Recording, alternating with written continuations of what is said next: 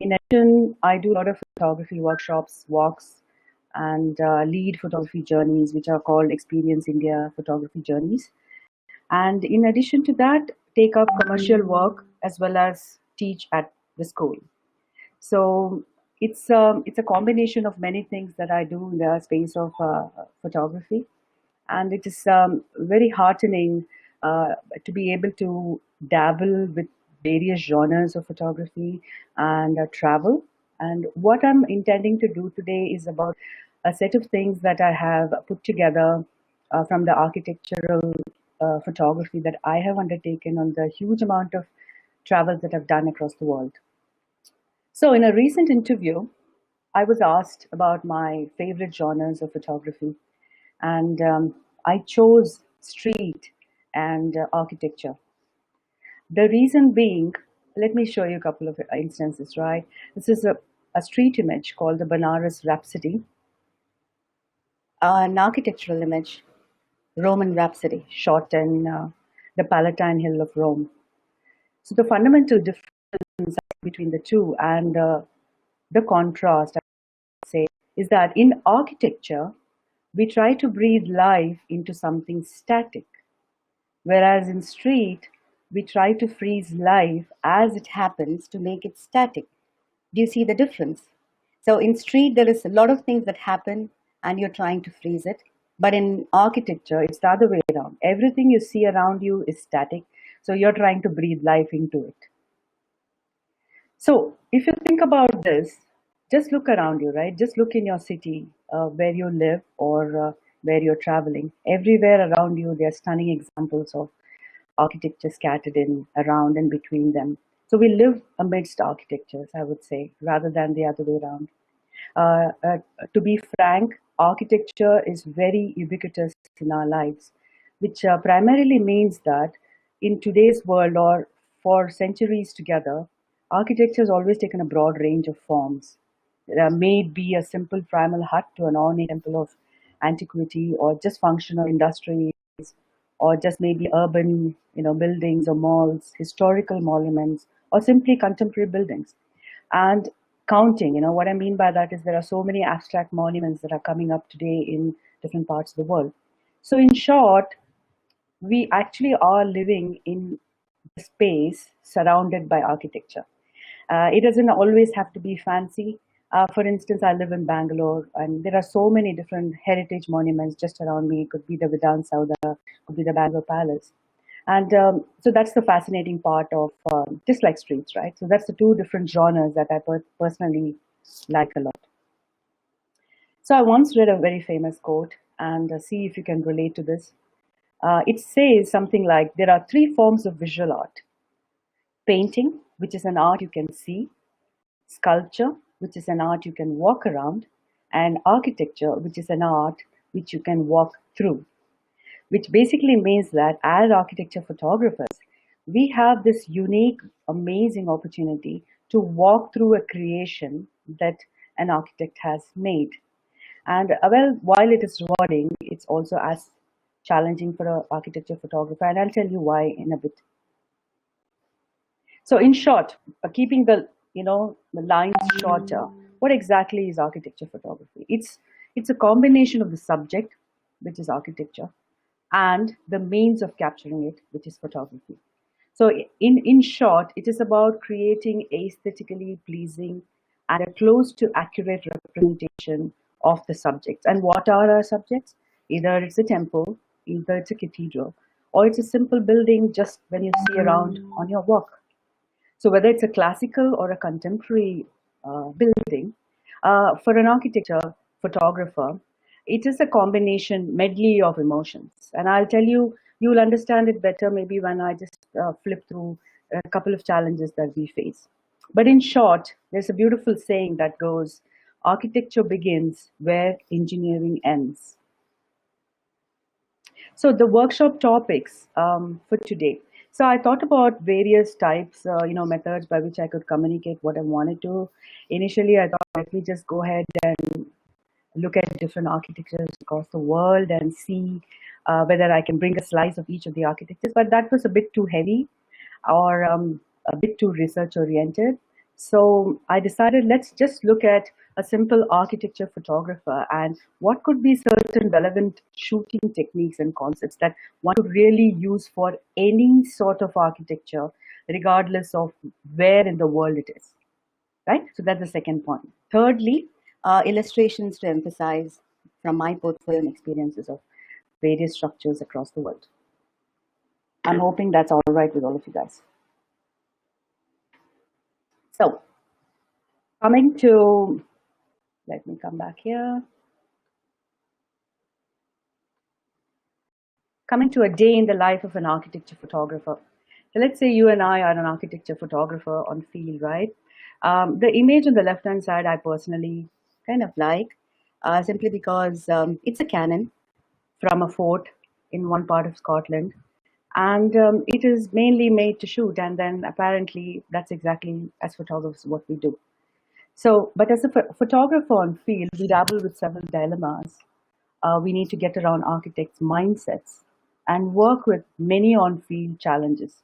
But the best respite we have, which means the little bit of breather you and I have, is that it's a slower field. You know, it's a lot slower than other fields. It's not like a street image wherein it just happens for a moment and then it goes away. So in architecture, it is here to stay. So it gives you more time to shoot, review, revisit, and shoot. Yeah. So that is sort of the respite among the challenges we face. So the three things I want to bring up to your, you know, attention before going further on the techniques per se is the first thing. Architects and photographers, they have different ways of seeing. What I mean, if you are able to see the presentation, I've just highlighted 3 points, and let me just read them out for you.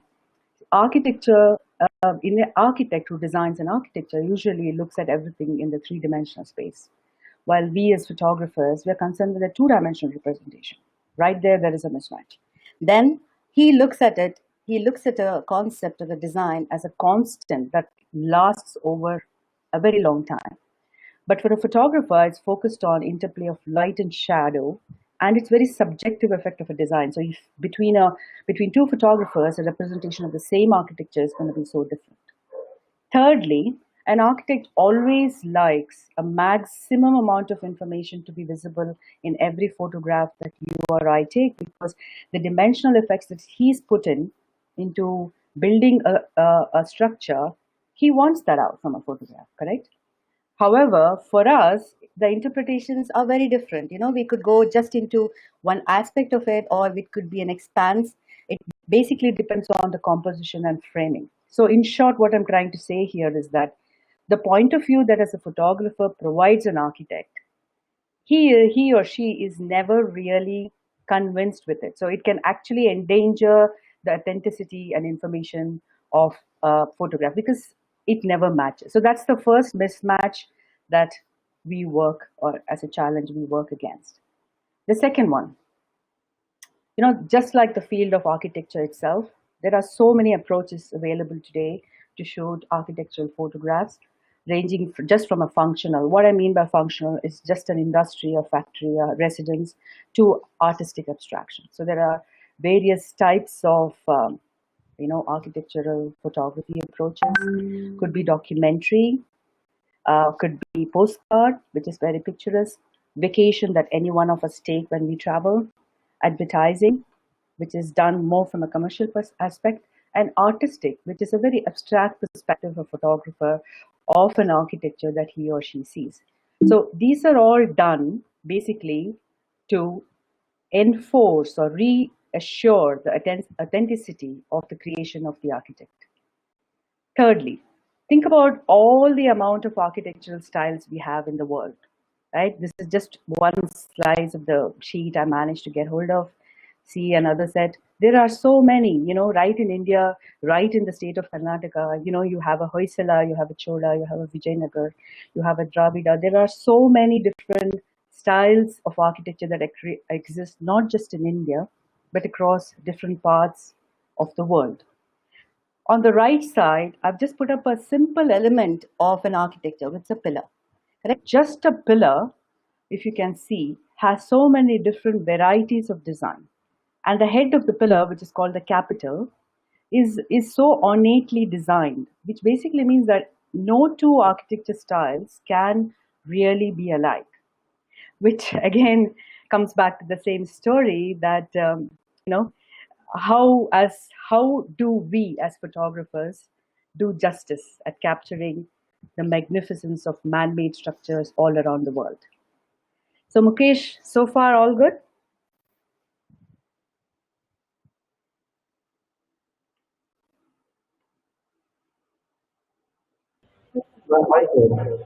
Are you all with me? So if anything goes wrong or something not working, I will alert you. Okay, sure. Okay. Because I'm also keeping myself muted. Thank you. All right, sure. So talking of justice being done to the man-made structures. What I mean by is, can our images capture the slice of history or contemporary creation? Can it just get the magnitude or of the which took them eons to build? What could be certain approaches or elements that they put into the architecture? What could be the intricacies, right? So if, for instance, what I mean by the grandeur hidden in intricacies is that if you take two temples of a Chola and a Hoysala, and they are both Hindu temples, but then elements that go into making just the gopuram of the top can be so vividly different, distinctly different. So that's what I mean by the variation between different architecture styles. So my approach, I mean, I wouldn't call it the be all and the end all approach, but this has been my approach, which has evolved over maybe 10 years of shooting architectures across different parts of the world. First of all, I do my research, which basically means that let's say we're all traveling to Spain and there are 3, 4 types of architecture which I might just bump into. So I just do some research to understand who did it, what about the Gothic architecture that is prominent, are there any salient aspects of this particular monument? Why is it so interesting, or why is it so beautiful? So consider aspects like style, expanse, components, details, and then narration. Can there be hidden stories in this architecture? Why is an architecture monument even built? Perhaps there's a story behind. There could be, just like the Taj Mahal we have right in Agra, there is a story behind why it was built. So I do this research, and then of course I use light, the composition, and technicalities of camera to frame. So it's a very holistic thing. So it is not this is not what I'm suggesting you all should do, but it is a good way of giving a proper coverage to a interesting monument. Start from the expanse and go minute, go closer, deeper, and get a story around a monument that you visit. So the flow of today's presentation is going to be like this. So let me just highlight it, because from now on I'm going to show you loads of images, and it'll help you understand how I've structured the presentation. First of all, my assumption is that the audience here is a mix of amateurs, moderate, well or very professional photographers, or non-photographers, or simply friends. So what I've done basically is I've looked at what are some few shooting techniques which can be used across any type of architecture. And these chosen techniques, I have kept in mind that I've chosen only those things that you prominently will see across most architectural buildings across the world. So in that case, whether you're shooting from a DSLR or you're shooting from a mobile phone, you can still think about taking these little suggestions to your own advantage. The last point being, I've just structured it such a way that there's one technique, there's going to be 5 to 7 illustrations about that, and then I move on to the next. And if any of you want to have questions, you want to raise your hands, just drop in a message. Mukesh or the moderator will ping me, because at the moment I really can't see any of you. I'm just focusing on the presentation. But if you need any sort of expansion or elaboration, please feel free to raise your hands and the moderator will get in touch. Yeah? So let's look at how we can develop our eye, shooting techniques to frame architecture. First of all, this is a cathedral in Scotland called Giles Cathedral. Yeah, it's in Edinburgh, a city called Edinburgh. And this is an image that you will see when you and I enter this particular place as is, correct? So what I'm saying is that if you vary your perspective, which is the way you see as the image, you can shoot something like this. This particular statue you see on the left is the statue of David Hume, is basically a philosopher based in Scotland. And there is a religious belief that if his toe is touched, it brings you good fortune. So what I'm trying to say is this particular image is the cathedral. If you just vary your perspective a tad bit, you can maybe compose the same image in a different way. So suggestion for those of us, especially those who are beginners, is that maybe you should think about looking at the same scene in multiple ways. Secondly, this monument is Ibrahim Roza. It's the inspiration to the Taj. I'm not sure many of you know, but if you do, I'm very happy. If you didn't, then this is the monument that actually inspired Emperor Shah Jahan before, to build the Taj. Apparently, this is long story. I won't go into it. But in short, finally, there were two monuments that he, boiled down to, zeroed in on. And one of them was Ibrahim Roza. And if you see the cupola and the structure and the minarets, they're very similar to the Taj Mahal, correct? So when I put this image, I'm talking about working on your composition skills. So let me show you the next image, which apparently is an image of the same structure which I found on the internet. It's the same image of the same monument, Ibrahim Roza, seen on the web. Do you see how compositions play an important role in capturing the same architect? This is how we capture it.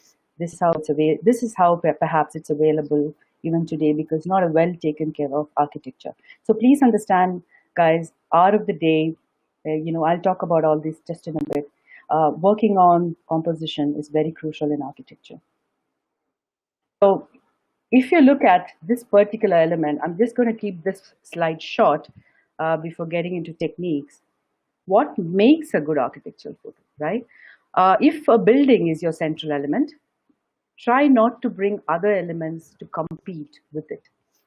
But if you want to show the style of the building, then you pick and choose the details and intricacies, both inside and outside. Thirdly, if you want to bend the rules, which is absolutely fine, make sure that the artifice is clear at the first glance of the viewer. It should don't look like you've shot a garden and then, well, hidden inside a garden is a small structure. Apparently, that's Tower of London. So that maybe is that's taking it too far, right? So bend the rules, but make sure that the artifice is clear. So I'm just going to start off with many things. Some of the things for especially very well-versed photographers could be something they might know. But let me anyway do the series that I've planned to do it across for all of us. Follow the sun. All of us know it's the most beautiful light, most powerful light, and almost always available light. So it is the primary light resource in architecture. And if you notice, in any of the architectural monuments that you go to, flash is not something that you can really kind of use, right? Many of them are even prohibited. So how would you even use a flash even if you have one? So please understand, sun is your friend, and framing it with the right timing is an absolute requirement for you to be aware of, right? So let me show you some examples. So this is going to be the way it works, right? First slide. So let's say we're talking about this, then a few illustrations, and then we go to the next one. Okay. So this is Daulatabad Fort. When we talk about following the sun, this is the morning hours. And do you see we have elongated shadows which are visible? So they are such beautiful shadows that are visible through the pillars of Daulatabad Fort. These are the side directional light that only comes in the morning or the late afternoon golden hours. This I found really interesting because it's a stupa that's a shadow of which apparently you can see on a home of a simple lay family. Again, King Henry in one of the museums. It's a side-lit image, sunlight coming from a window falling on the statue, the shadow of which is fallen behind on the wall. Here, if you see, it's Jaipur. I think it's Hawa Mahal or one of the forts, and then The rim of the arch is beautifully lit, just because there is a subtle direction in which this is being architected. Do you see what I mean by when I said that there is a reason why every architect has his own vision? So here, every time there is an early morning light, this particular rim as an arch you see gets beautifully lit up. So any photographer knows, and anyone else who's not a photographer in the audience also knows, sun is an ingredient that you must not miss on. Just follow the sun. Secondly, seize the symmetry. As with any compositional art, architecture relies heavily on symmetry. Do we know why? Do we know why symmetry? So from an architect's point of view, when I tried to understand, when I started shooting and I saw a lot of symmetry in a lot of architectures, I realized that symmetry implies that there is an equal distribution. Could be mass, could be weight, right? And on top of it, apparently, when there are massive sized structures, the line of symmetry helps find the center of gravity, which helps create stability within the structure, which is a phenomenally scientific reason why, apart from the fact that it's a beautiful, expression of how the architecture is built, but scientifically, this could be their primary reason. So how does symmetry really occur? It occurs when there is basically a congruence, or a mirror-like, what do you call it, representation in dimensions, proportions, and arrangement. It's a fantastic element in architecture. It oftentimes, when you're passing any of them, I'm sure all of us have noticed, it stops you dead in your track when you encounter it. And it is the best part about symmetry. I like it as an ability to unify the whole structure together, right? So it just wows me sometime, and I'm sure it has for all of you as well. Some examples: Vatican City in Rome. This is one of the last caves of Ajanta. Very beautiful, very dated. And if you see, this is perhaps how you could think about creating this image. Just make sure if you place your right hand or your left hand in the middle of your forehead when you're standing in a structure and draw a line, the line basically has to split uniformly, and that's when you make your shot. Draw an imaginary vertical line at the center of your composition. So this is another one. Brings a whole lot of sense and harmony and balance. Again, one more, monument right at Ajanta. So be it a dated whole heritage structure of Jaipur or a 1398 dated Alcazar of Spain. By the way, this one is called the Royal Baths. It's a very beautiful structure in Alcazar of Spain. They always have symmetry.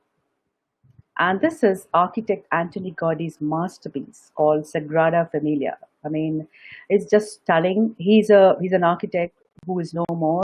I think he passed away in 1926, and his structure is still not complete. It is yet to be completed in 2026, and that's how massive the structure is, which is yet to be complete, like I said, in 2026, and it had astounding symmetry.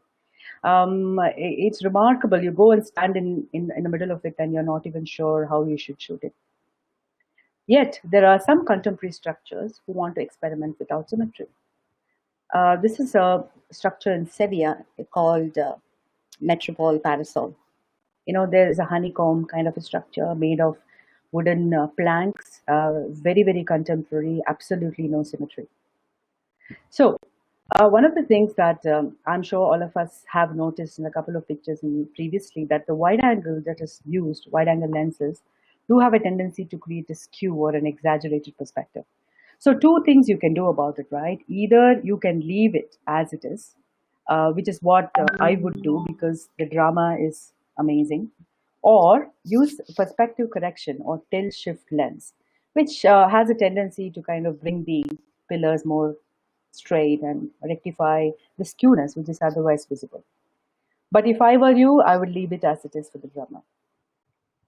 So the recommendation, coming to the lens is part of it. Wide angle is good. Usually people think that since it's architecture, everything has to be shot with a wide angle. Well, it's a good thing overall, but sometimes such images lack impact because they don't really go close. So if you want to isolate or point up an aspect, use a zoom lens or a telephoto. And if you want to create prominence, you can use your any of the prime lenses that you have. Next one, sense of scale. How does one really know how big the building is? That's what sense of scale really I'm talking about, right? Perspective, as all of us know, is very funny, right? So if you look at it from one perspective to the other, the outcome, which is your photograph, is going to be totally different. So one of the best ways to introduce a sense of scale. So let's say I went to a place and you ask me, "Hey Hema, how big was this?" And how do I really tell a viewer how big or small it was? So introducing something familiar to a human uh, is easier than introducing something unfamiliar. Because when you introduce familiar subjects or objects in the scene, a human being can relate to the size and therefore he or she can make out how big the structure really is. So please include some things of known size to show the contrast. And adding people is one of the perfect things to do because each one of us know how a other human looks. For instance, it's one of the Jaipur monuments, Taj. See, now do you realize how tall the pillar is and how tiny they are? So this is what sense of scale means. To impose a scale on viewers, you have to include. It could be a vehicle, it could be a horse. The Great Scotland Yard. This is a Tikse monastery, very beautiful monastery in Ladakh. I'm sure a lot of you can relate to it if you've been there. Not having the monk would have just defeated the purpose because yes, it's a nice picture, but then how will anybody know how big the monastery is? It's a Cambridge chapel in UK. So do you get the drift of how to introduce a sense of scale? So one of the royal miles in Scotland, see how large or how tall the buildings is, and all we had to do was introduce people into it. So this is a very important aspect in architecture to bring in the sense of scale. So there are. So I thought about how I should structure this aspect, and I thought about many elements of architecture that one can see in any building that you point me at. All these things would be there. So architectural images should not just be aesthetic and graphic. They should also provide some movement, some dynamism. And the best way by doing it is using the components they have right inside them. For instance, lines, pillars, patterns, textures, staircases, ceilings. All of these guys are right there in every architecture. So why not use it to our advantage? So the first thing which I talked about is framing. So what is framing really? All of us do know, but it is a rule of any rule of composition which basically draws the eye into a photograph, right? So if you use any anything like a doorway, an arch, a pull curtain, or just maybe a keyhole, and frame something beyond and within, that becomes a lovely framing technique, and it basically draws the attention of a viewer into the scene. Could inclusion of this arch, it basically could be done only by lying down on the floor. So this is a shot where you basically shoot from bottom up, right? So or else you obviously can't encapsulate a tall kutub inside an arch which is maybe just a bit taller than me. Again, a nice, interesting frame within a frame of the Taj Mahal. Bhoganandishwara is an architect which is one of my personal favorites. It's right here in Bangalore, near Nandi Hills. Apparently, it's got the stamp of five different ruling dynasties of the state. And what is brilliant about this structure is that even though five dynasties took over to build this, not one has made an abrupt and haphazard creation. Everything is so seamlessly knit. So the question now you may ask is, should we have included somebody sitting on the staircase? Well, yes. Well, both of them are good. This is Udaipur and city of Udaipur to the arch of an architecture of Udaipur Palace and Tower of London. It's a dark monument. I'm sure a lot of you have heard the history about the Tower of London.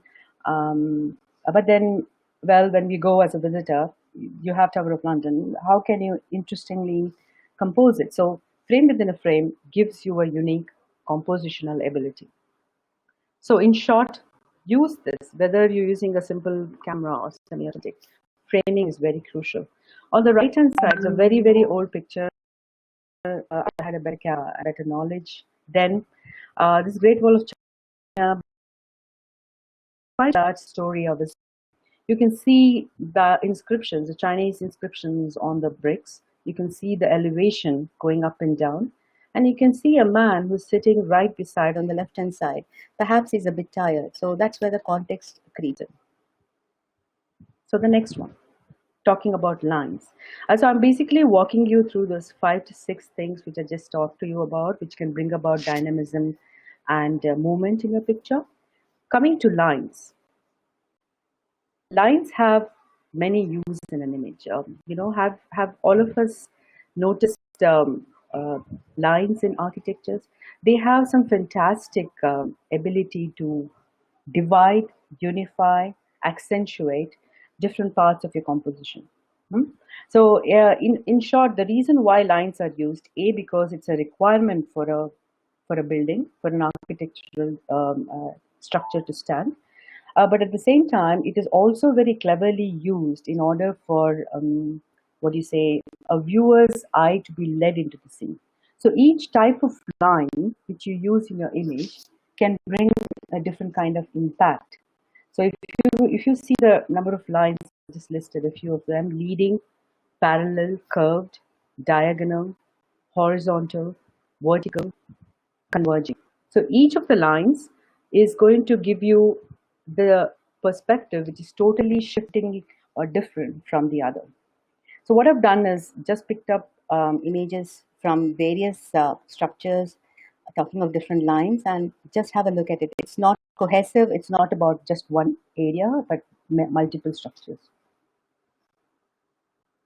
Tate Modern. This is a bridge leading to the Tate Modern Museum, Art Museum in London. Do you see how well the two lines start from the corner of the two edges and then converges right into the middle where the people are walking, or rather walking? London Tube. If you ever want to make images regarding converging lines, just go to any tube, right? So end of it all, it's a great place to make some amazing shots of lines. It's also called the vanishing point perspective. So if you go back here, do you see at the deep end into the tunnel? Again, it's the London Tube, the walkway towards what I like about this is that the presence of the color blue all through. Not only is it on the what do you call it, the architectural side walls, but also the railing in between, and also the bag on the man's shoulder.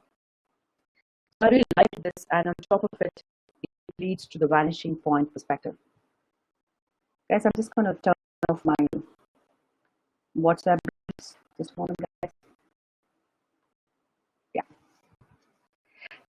So this perspective is referred to as the vanishing point perspective.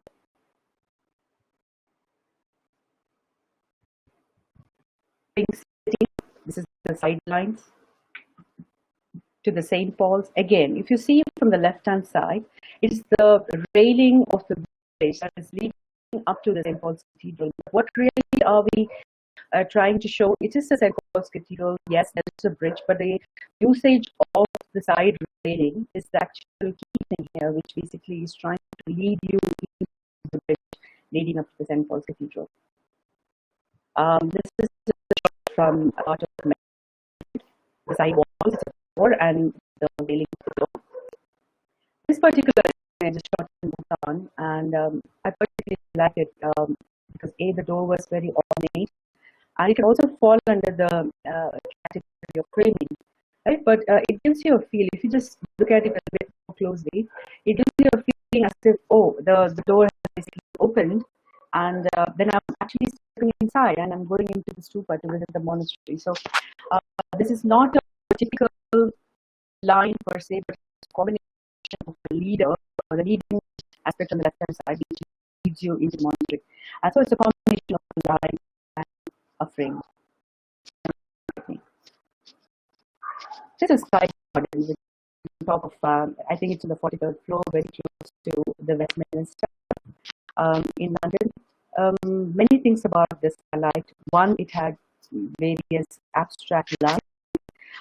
There is a combination of green in the foreground. There's a lot of purple, and none of Photoshop, by the way. If you're thinking, how come all of them had purple? Well, it's a matter of coincidence that the man had a magenta bag, and the man and the woman sitting on the right hand side having their coffee had their pink lavender bags, and so the girl on the left hand side. So it was a fantastic, what do you say, the spirit of the similar colors with the green in the foreground. So crisscross. So this is another composition I like about lines.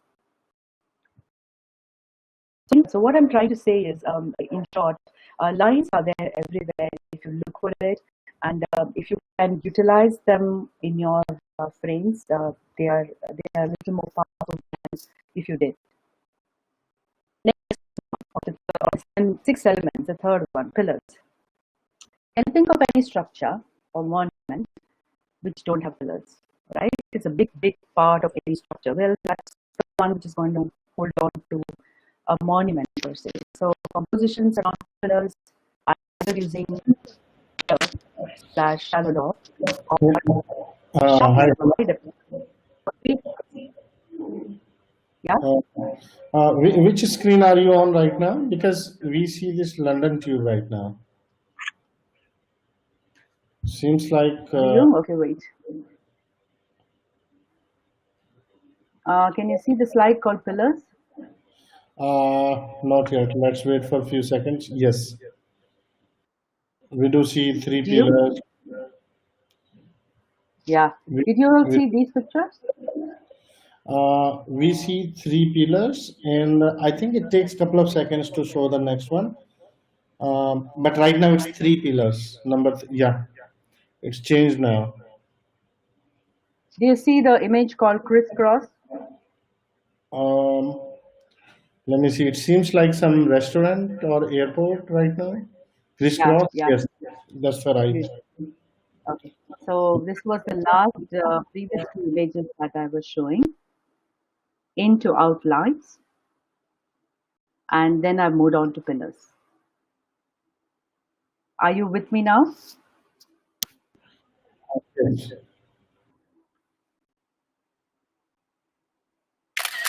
Folks, are you with me now?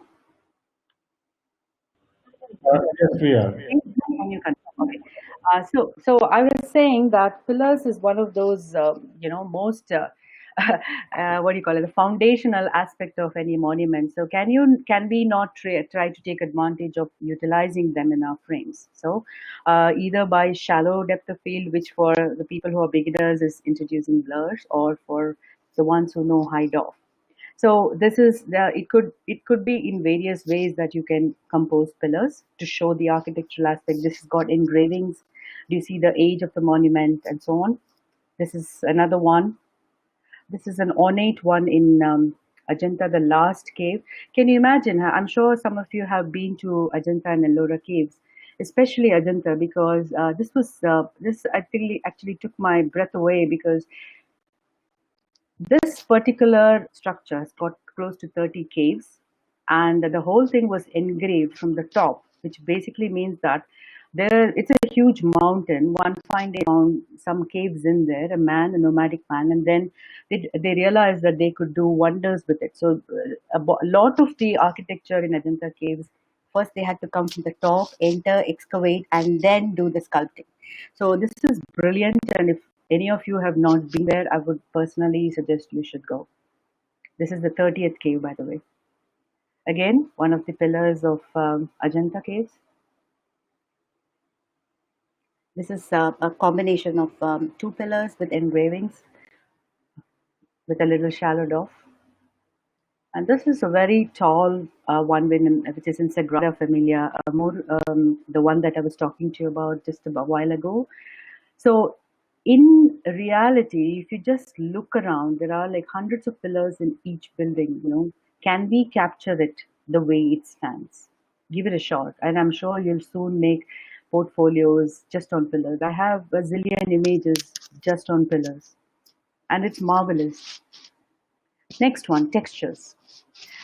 Human beings, I think, we like the concept of touch, and our memories of how things feel are ingrained in our consciousness. And the mere sight of them brings a vivid sensation of touch. Have you noticed when we go to a beach, we try to touch the sand, right? We like the fact that we are holding the sand. That's because we like to feel the grains of the sand that's on the beach. So it's very easy to say, hey, this is a soft beach, and that was very coarse. How do we know that? That's because of the texture. So images, unfortunately, are two-dimensional, but with a clever use of texture, the structures can come alive and they can really feel like three-dimensional.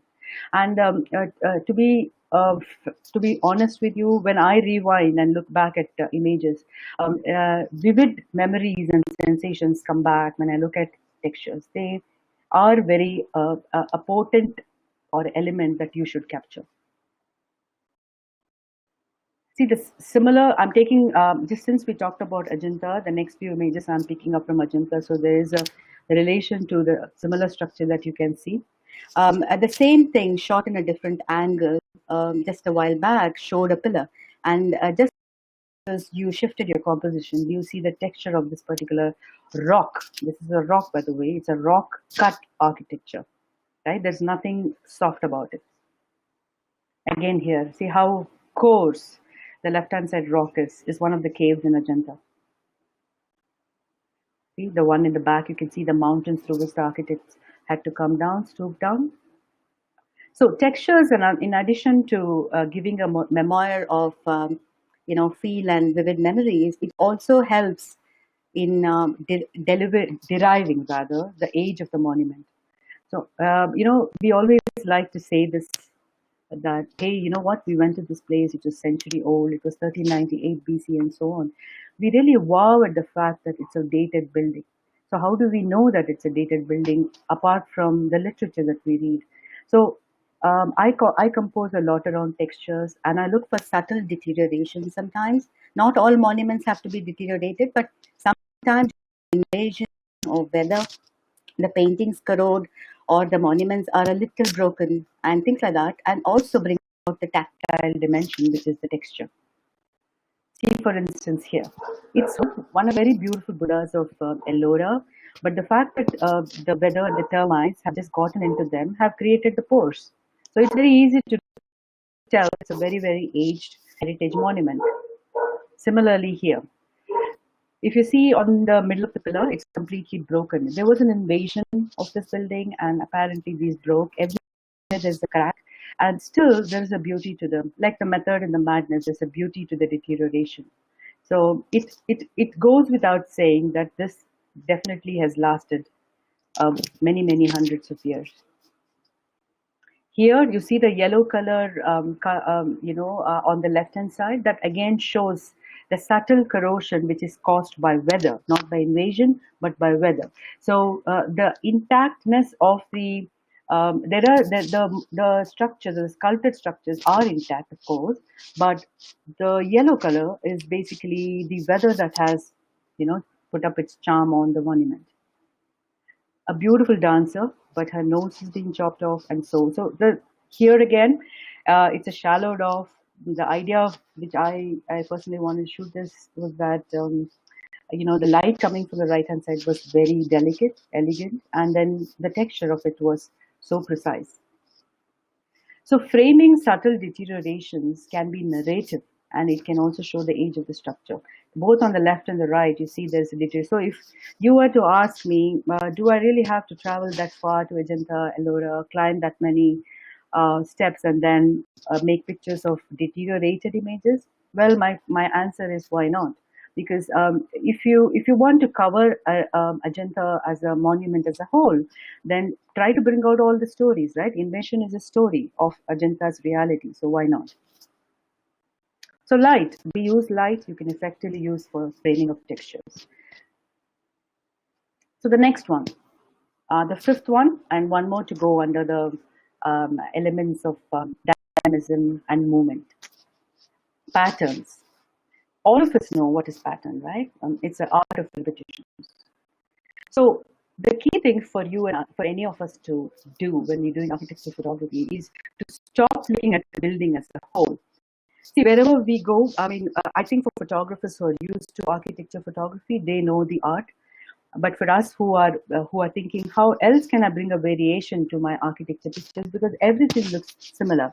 Every picture looks, has a wide angle shot of the entire expanse. So focus on small pockets for repeating patterns and shapes. Now just look into a corner of a building, look at the top, look at the cross section of a wall, right? You don't have to always stand in the middle of an architectural building and look at everything as a whole. Just focus on one bit of one pocket, and I'm sure you'll find exotic style oriented patterns if you look closer. Honestly, it brings a fantastic composition and a dynamism to the whole thing, a sense of rhythm, if I may say so. Many of us here have been to Hawa Mahal, right?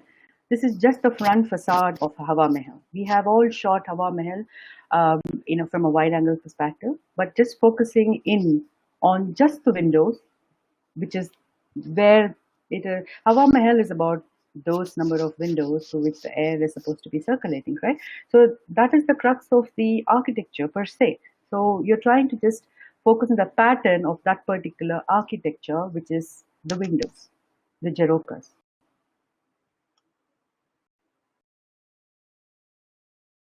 From a position of as well as the yellow makes it a bit of a contrast. So that makes it a little, so there are two ways, right? Here we call there are under patterns. Again, there are two compositional techniques. One is called the continuing of the pattern, and the other one is called the breaking of the pattern. So when we continue the pattern, we have the same thing repeated over and over again. And here we bring in something totally subtly different. So that breaks the pattern. Look at this, Jarokas of Jaipur. Again, these are patterns, very small. They look very tiny in a magnitude of something like an amber fort. It just is a small window in one corner, but you got to look for it. Ellora patterns. Amsterdam. Amsterdam. It's by the canals. I'm sure if some of us have traveled to Amsterdam, you've come across this beautiful little, homes, windows across the canal, just opposite the central railway station. Well, what do you think this is? I really can't see your answers, but I am assuming you have some answers. Maybe you can tell me later, or I really want to know what you think these are. Stadium? Yeah, stadium. And was that Mukesh? Yes. So Mukesh, how did you know it was a stadium? It seems like I see the chairs, so that's why. Yeah. So seems like you see the chairs, and yes, they are the chairs. And if you see on the series of chairs, it's Wembley written over there, right, on the middle of the image. So it is at the middle part of the stadium, but shot with an inverted uh, camera. So basically, I've inverted the camera upside down to get the shot of this pattern shot. And this is how the actual Wembley looks. The red color chairs is the pattern that I was really fond of. And one of the things from a compositional angle, if those of you are wondering, the left-hand side, topmost yellow color shade, should it have been included or should it not have been?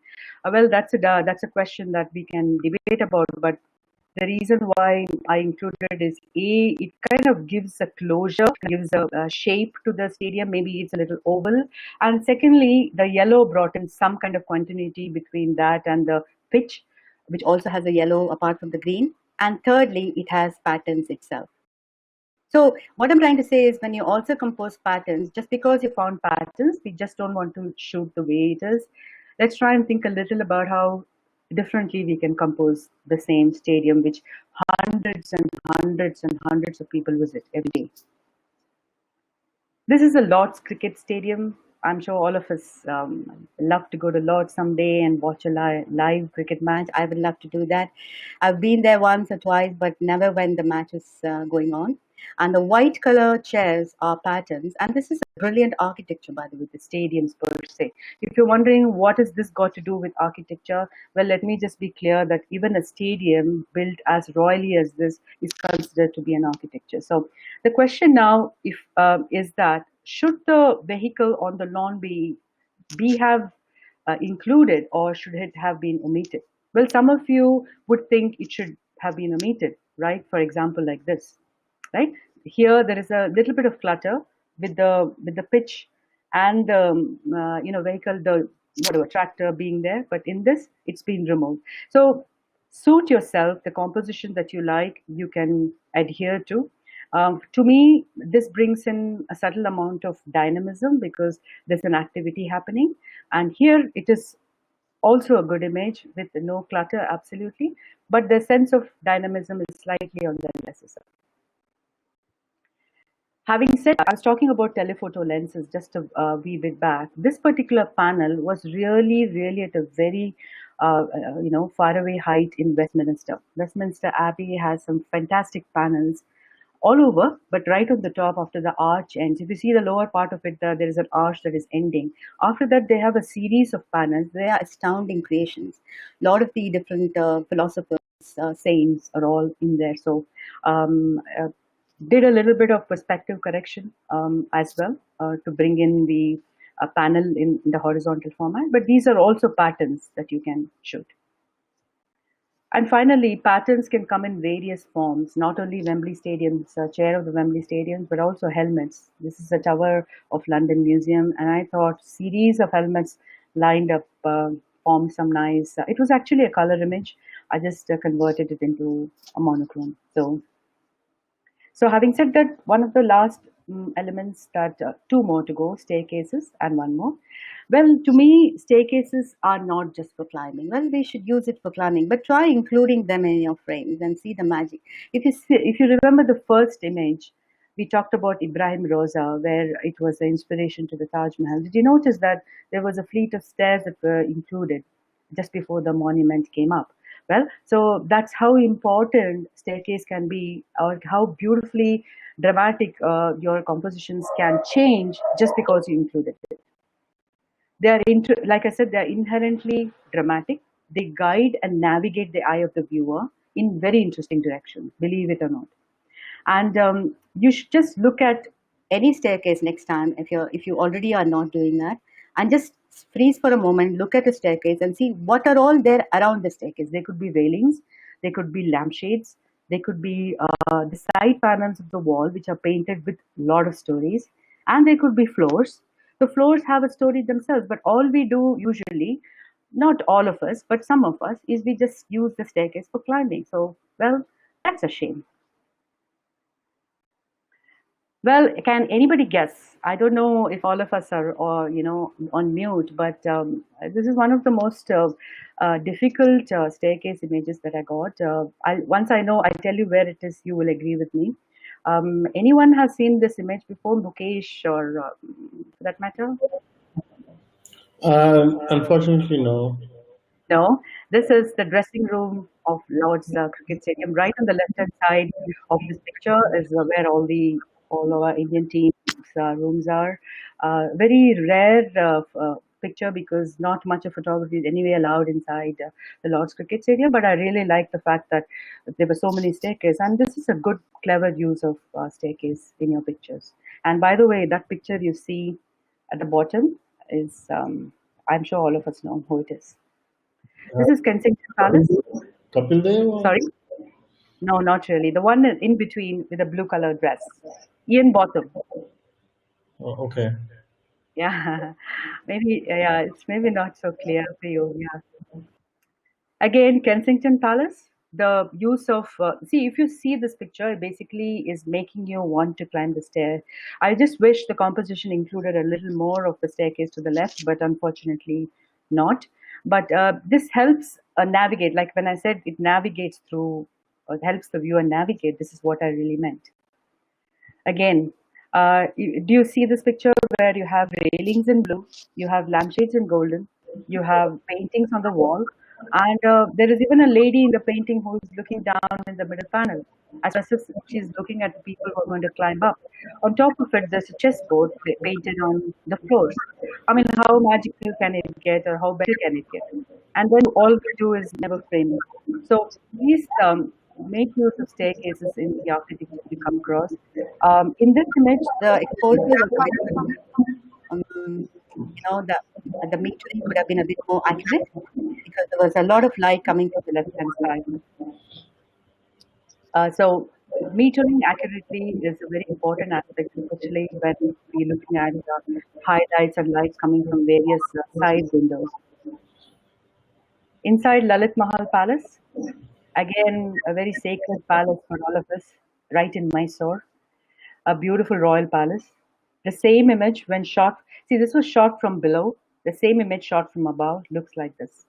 But a core concept here is to utilize the staircase that was there leading up to the royal rooms. Same thing presented in monochrome. You know, depending on what you like, you can represent it the same way.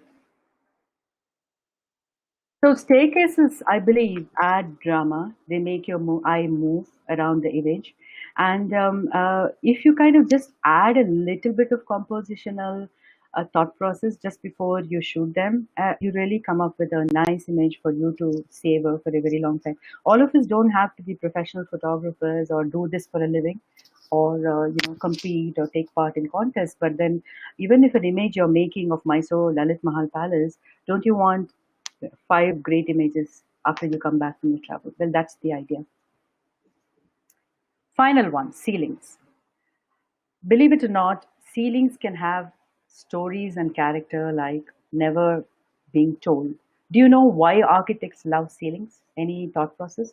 That's because they get a vast, uninterrupted canvas right on the top, right? To paint, to portray, to scribble, to sculpt, to redo what they want, or just maybe write a poem to their beloved one and we won't even know about it, right? So architects, they say, I mean, in the literature I have read, they say that there is a lot that has been done on the floor and in and around, which a naked eye can see just in the front, eye to eye. But when on the top, when it comes to the ceiling, there's a lot more being said. Yes, it is very difficult for an architect's point of view, but apparently there is a lot of stories written there. It's very endless. The spread is very wide. There are a huge amount of confluences and lot of convergences of design that happen right in the ceiling. And every one of us in our house have a ceiling. Just think about it, right? How much we could do, what kind of a canvas we have. And my ceiling right up there is painted white. So use both wide angle and a telephoto lens. This is a brilliant one, which I think is maybe in one of the palaces in Barcelona, I think. Um, One of the difficulties that I used to face long back, and I'm sure some of us do face now, is that how do I really get to the center? Or how do I really shoot? Because if I have to get a concentric ceiling picture, then I have to be right in the middle. If I'm right in the middle, then how do I look up and how can I get everything in perspective? So one of the ways you could do it, place the camera right on the floor, do all your adjustments and let it shoot. Or alternatively, you could stand right in the middle and try to do the, gymnastical movements to try and see if you can get a symmetrical, nice ceiling image. This is the name of the Sagrada Familia. It's got some fantastic hyperbolated walls. Uh, I can't believe this architect called Antoni Gaudi used to lived in the 1852 to the 1920s window. I think the visualizations he had was very flower oriented, was very nature oriented, and every pillar is like designed like a tree. So immaculate, so precise, and so many concepts of geometry. If any of us out there love mathematics, so many concepts of mathematics have been used. This is not to say that the architectures we find in India don't have fascinating geometrical patterns. The reason why I put up some of the architectures from different parts of the world is that many in India, many of us have seen. So just to try and bring in subtle amount of variation. Stories of Kensington. So this was a vertical format shot, just to always make sure that your parallels are accurate. If you see on the right hand side, there's a bit of skew, and obviously it also comes like a converging line, if you see what I mean. And there are subtle amount of stories right on the ceiling. So these are some amazing parts of the Kensington Palace.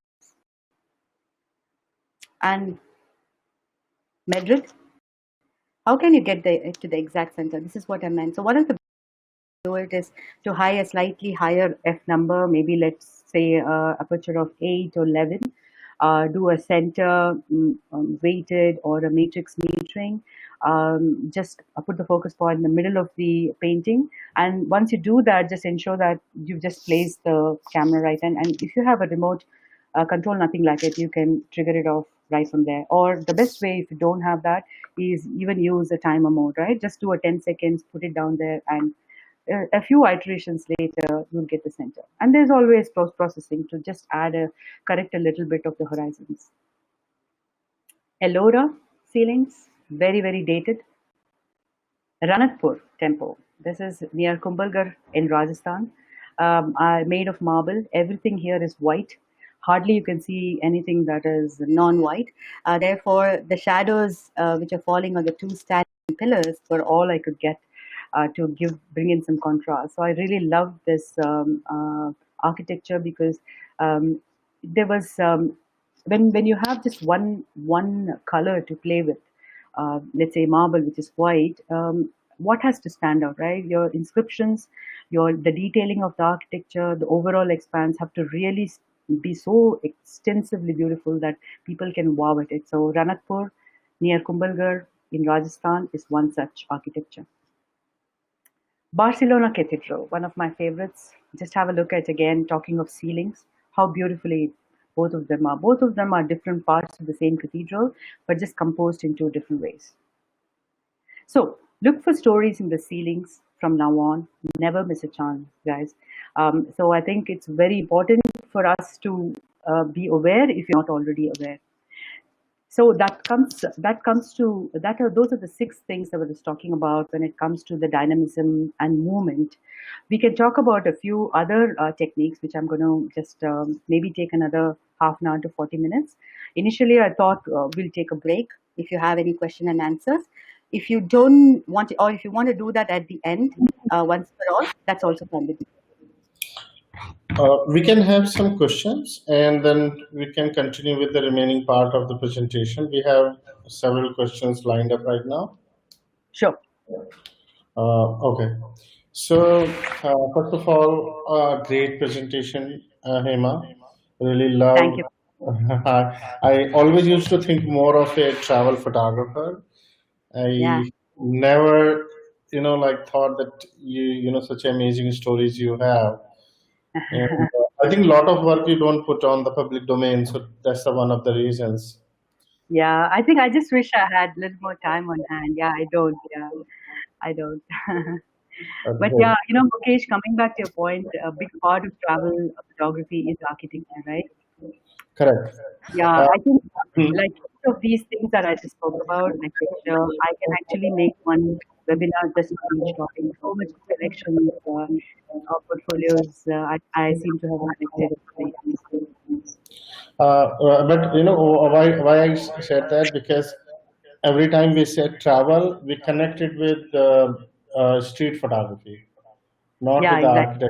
architect. So by default setting is towards street. Yeah, which is not really a good thing to do.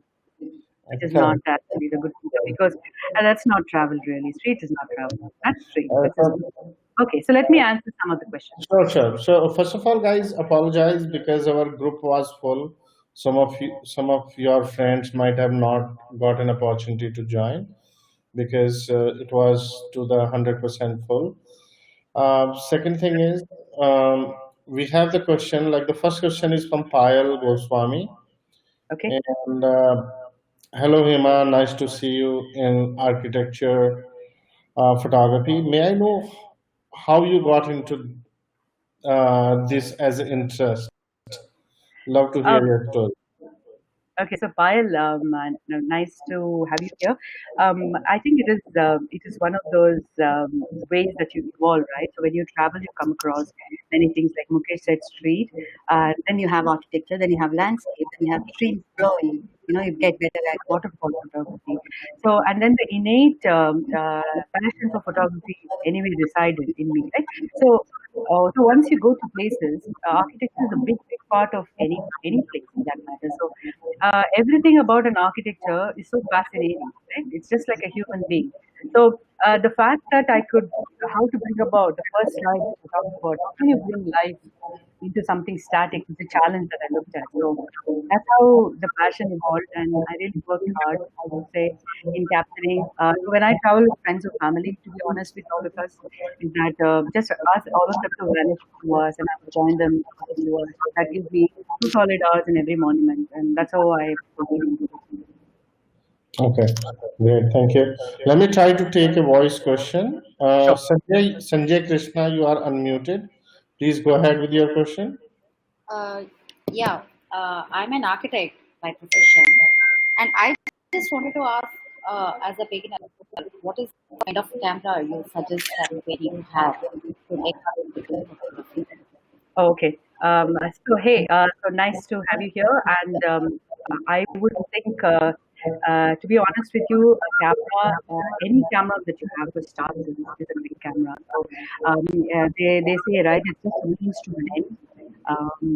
The means, end of it all, the basic cameras that we get today from any model is superior in terms of technology. So the lenses that come with it, just a few lenses in 1855 itself, some of the images you saw here are just done with 255 lenses. Um, so the camera that you have at home, with the lens that you have, is, I would think, a great starting point. I've done some magical shots just with my cell phone cameras. So honestly, it doesn't need the optical resolution of the DSLR cameras. If you're any DSLR camera that you have a budget for, it's very hard to really pinpoint Olympus or buy a tier two, level two entry level or one step above entry level. Use the lens that comes along. Okay, good. Thank you. Hema, although you have already answered about the lenses, but we have a repeated question about that which is the best lens for architectural photography? Many two, three questions, two, three ways to look at it. It depends on what you want to achieve out of that image.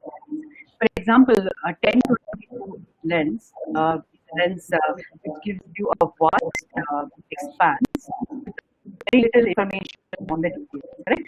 So if you use, so obviously you need that kind of thing. So that's a 10-22 is a very good lens for architecture photography. Some of my friends use a fisheye lens, which is a very totally different perspective from an architecture lens. But I don't believe it's a must-have. You don't have to invest that much of money in buying a fisheye lens. A 10-22 lens is a good lens, anything in that range. But if you want to get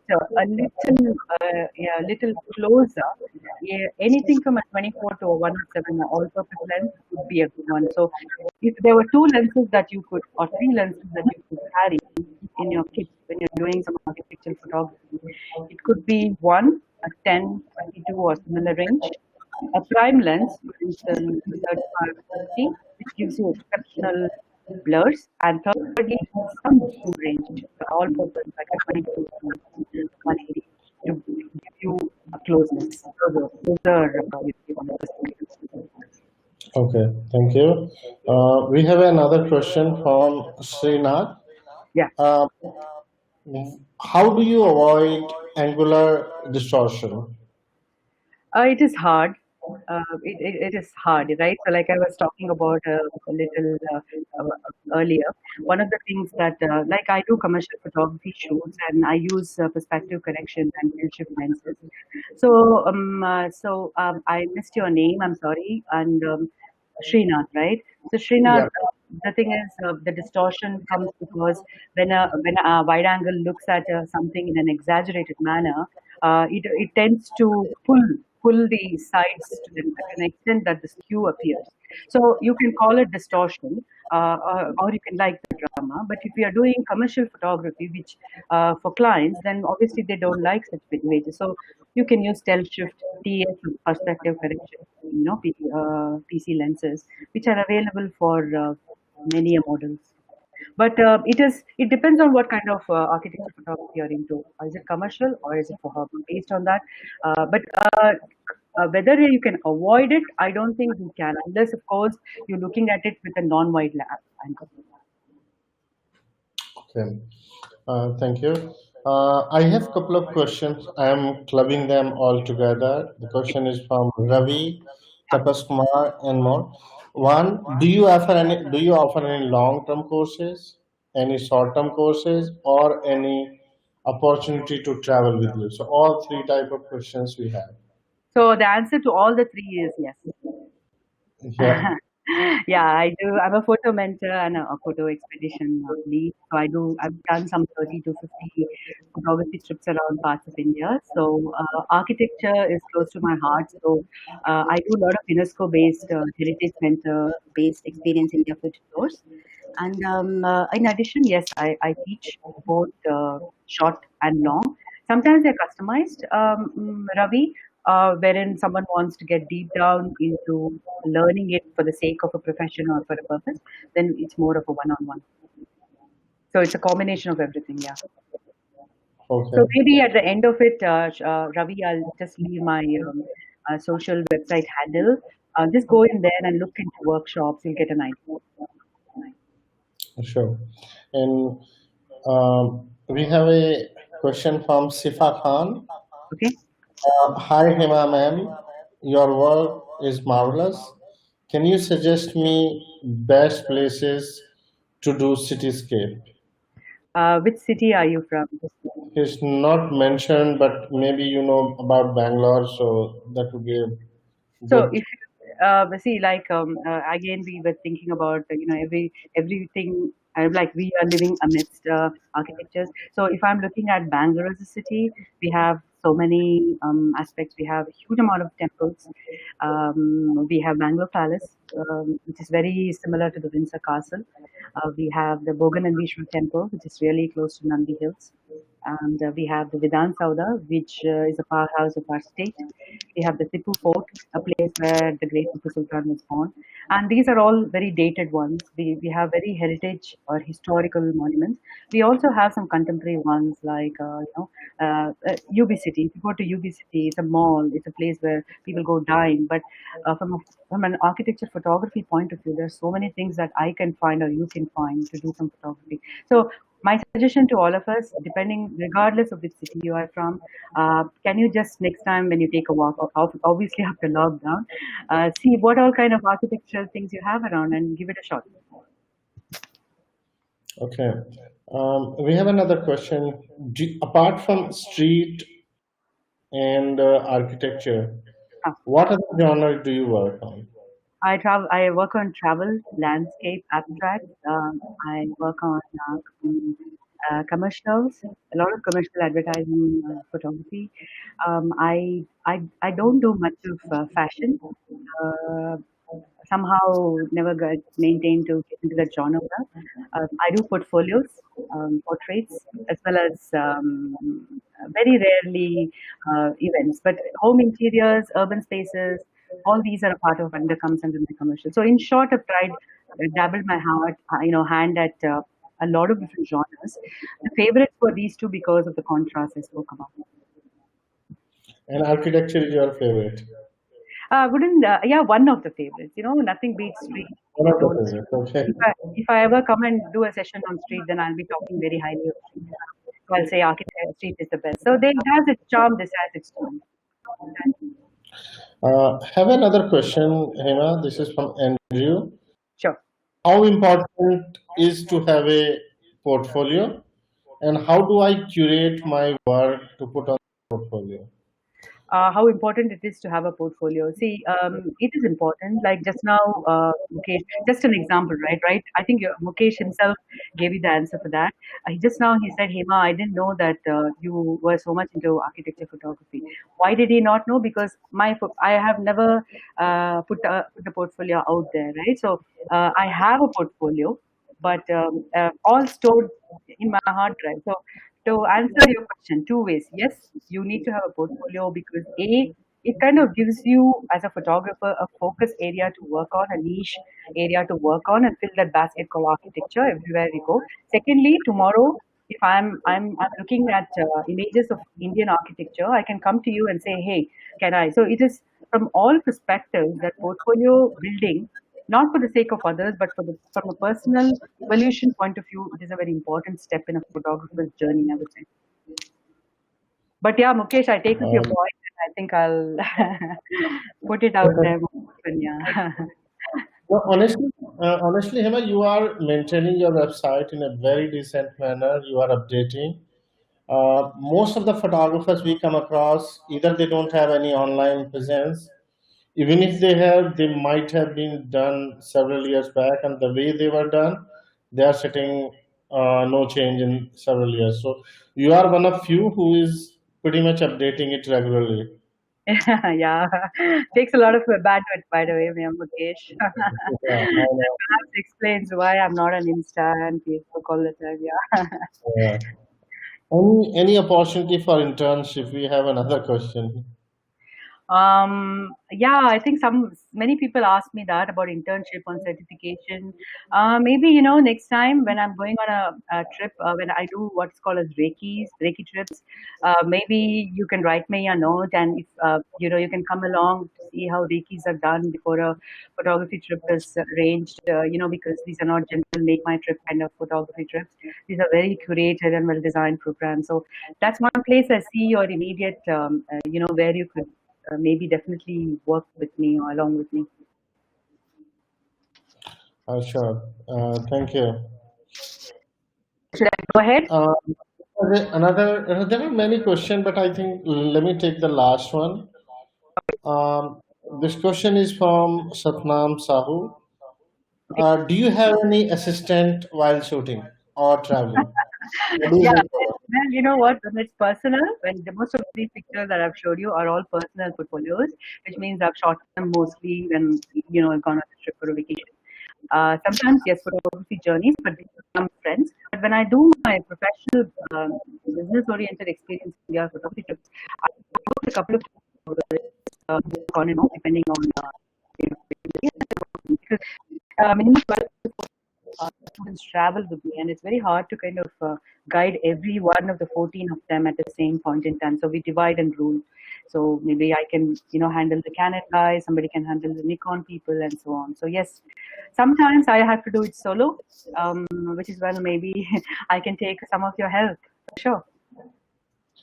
Okay, thank you very much. Please continue Sure. with the remaining part of the presentation. Sure. So, Uh, guys, honestly, I just ended up putting in a lot more effort and to build up this. So, I just wanted to show you more because I just really wanted that was with me, and it is beneficial. And right for tomorrow, you can put these videos. So, I have a lot more to say. I'll try and see if I can complete all of them by 7 p.m. So, I'm back to sharing. Can you see me? Can you see my slide?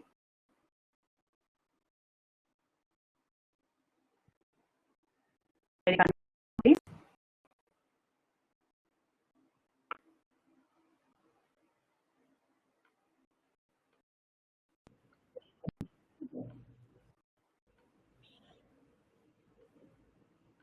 yeah, you Yeah, can just share sharing. your. Okay. Yeah. Are you guys are you seeing the slide which says let's take a break? Yes, let's talk. Let's take a break. We see that one. Okay, yeah, I'll go on from it. Okay. So Right. the one I just talked about, about five, eight, six things talking about dynamism and movement. I'll want to talk about a few more things which are very crucial, which are very important for you to from now on take notice of, I would say.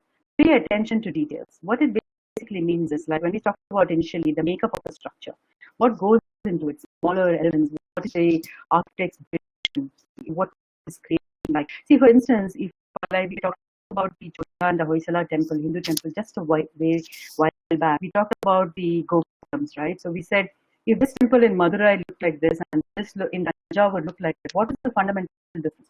That's what I mean by the architect's vision. So whoever designed Madurai temple versus, they had a vision, and their vision is come out in the form of sculpting. That's why you and I should pay attention to details.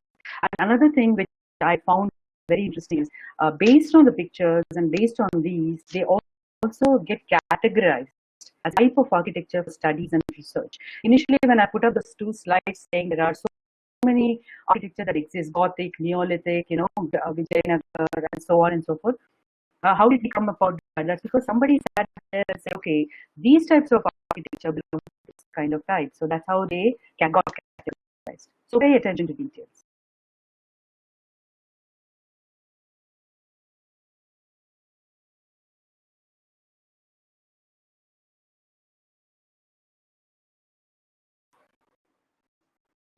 Here, I really like this composition. It's a bit of a, you see on the left hand side, there's a wedge of the building. In the same line, the wedge is the stroke of the sunlight, and then there's a man right in the front, and there's a blue hour, now even a blue sky, a very abstract composition. So this was a very minuscule part of this big, huge architecture. Don't think that this was really close to me. I had to really find it. This man looking down upon me. This is Queen Victoria's home, in London. This is her room. Her bedroom is lavish, obviously. Let's go to that thing. And I really like the fact that her wallpaper was very girlish. She could be a queen, but then she still had, flowers, pink flowers in her wallpaper. Hema, which slide you are on right now? I am on this slide called Queen Victoria. Yeah, I guess we are lagging behind. We see pay attention to details. Okay. Should I stop and start again? It seems like it is coming. Let's see. Okay. Yeah, maybe just if you could do it what you did last time. Okay, let me do it again.